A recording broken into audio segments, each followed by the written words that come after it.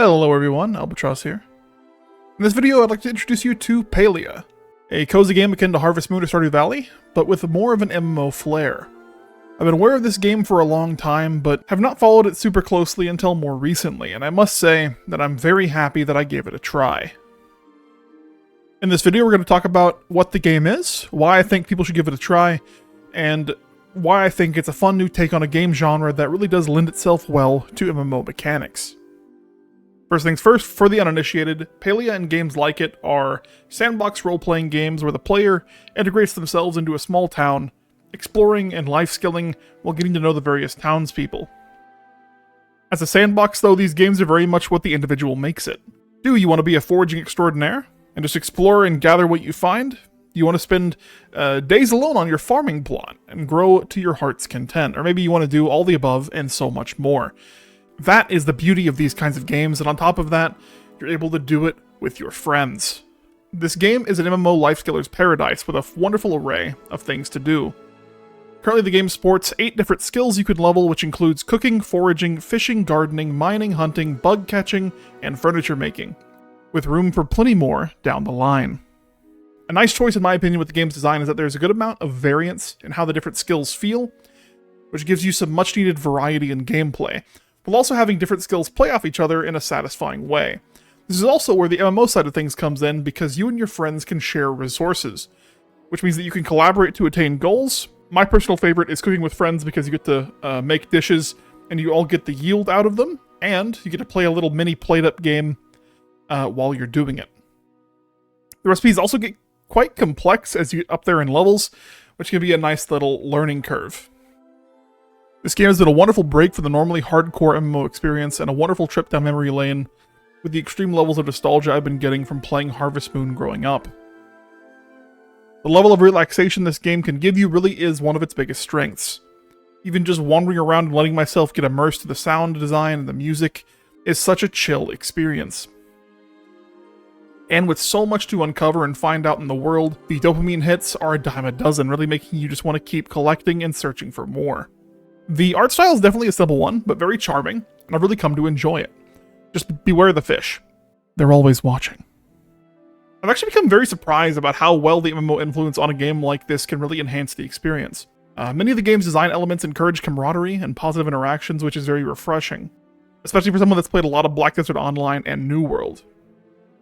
Out on a mining adventure, and there's someone else there too, when you both hit the rocks, you both get the yield. Having a hard time getting your hands on a certain item, other players on the server or your friends list can hook you up. There's even flow trees that require you to work together with players to chop them down and overcome the regeneration effect. It's been incredibly nice to work together with friends and make more along the way. I would even argue that the game could do with more player-to-player interaction, which appears to be what developers intend to do. For example, I would love for them to build on the communities in the game, which are effectively guilds, so that there's more encouragement for people to interact. Maybe a community plot, or a guild house down the line. This would be a lovely resource sink once more players have access to more and more resources. I really just want more of how great this game feels. As mentioned before, a big aspect of these kinds of games is the NPCs that live in the local town. And I really love the amount of story that you're able to uncover that the devs have cultivated. As you get to know everybody and learn more about them, as you get them gifts to increase your rep with them, you get told stories and interactions between the villagers that make the town feel alive. It's really nice to uncover. I've enjoyed it a lot. And while you do this, you learn more about the world and more about the lore that is very nicely done and is sprinkled in as we uncover the mystery of what happened to all the humans. You'll be devoting a lot of time to getting to know these characters and befriending them, and of course, being this kind of game, you will be able to date several of them. So if you're looking for a pixel partner, you can go and look for one and pick one out. You can't have Tish, though. I call dibs. Don't at me. Now, we're going to talk a bit about what I feel the game needs, which, to be honest, is largely more of what it already is. We talked about this a bit before with the player interaction, but I really just want more of what's already there. The game has a wonderful foundation. I've said this before about a different game in the past, if you've been on the channel for a while, but the game has a wonderful foundation. There is a good amount of quests, and there's a wonderful world that I just want to learn more about and explore more of.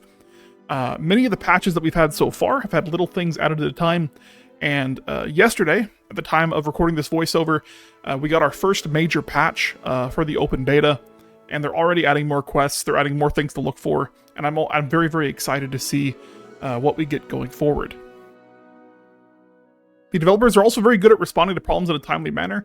As issues have come up, they've communicated very clearly about what they're working on and how that's going, and anything that has been a problem has been fixed within about a day or two, which is very nice, very refreshing. Some of the things that have been uncovered and fixed in the period of like maybe 2 days in this game would have taken Amazon Game Studios a month to do for New World or longer.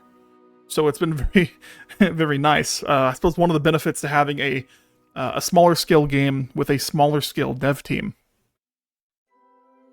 The only real things that I disagree with from a design perspective are time gating the gifting, for example, for once every 24 hours, and limiting crop plots to be what is, in my opinion, a relatively low number. You only get 8 crop plots. Also, what is this?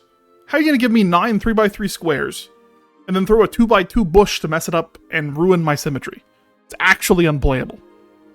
I am wounded by this. I totally understand not wanting too many crop plots to prevent gardening from becoming even more powerful than it already is, but I just want to farm, man.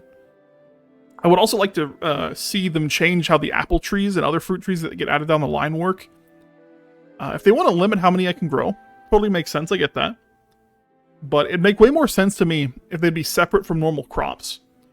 Blueberry bushes make a bit more sense, being a part of your other crops, but even them, I could argue, would make more sense if they were separate. I just want a lovely orchard area that I can have without having my crop plots be super inefficient. That's pretty much what it boils down to. Even the major complaints I have really aren't major problems, though. The game's still incredibly charming. I enjoy it a lot. I've played it a lot. A little bit too much, to be honest. And I really hope that if you do give it a try, you like it as much as I have. I have so much fun every time I get online. I would just prefer it if I could play at my own pace and have more freedom with my fruit.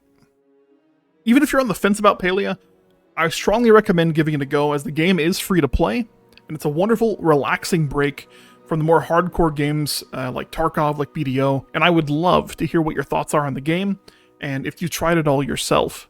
That'll be it for it today, though. As always, remember to hit the like button, as it really helps the channel.